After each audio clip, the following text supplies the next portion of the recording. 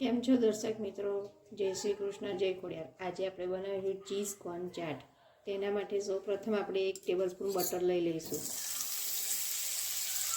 Butter melt થાય ત્યારબાદ આપણે એક ઝીણું લીલું મરચું કાપી દઈશું. પછી ડુંગળી નાખીશું. 2 મિનિટ સુધી શેકવા દઈશું.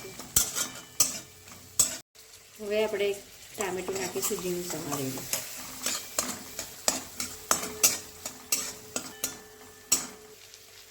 હવે આપણે કેપ્સિકમ નાખીશું.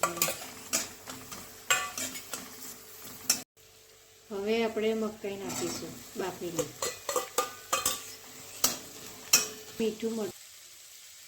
હવે આપણે મીઠું, મરચું, મરી અને સંચળ નાખીશું.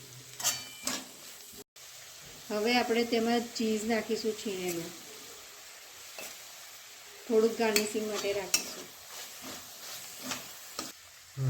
લાસ્ટમાં આપણે કોથમીર નાખીને ગેસની આંચ બંધ કરી દઈશું. તો તૈયાર છે આપણું ચીઝ કોર્ન ચાટ. એને આપણે સર્વિંગ બાઉલમાં લઈ લીધું છે. હવે તેની ઉપર ચીઝ નાખી ડેકોરેશન કરીશું. ગાર્નિશિંગ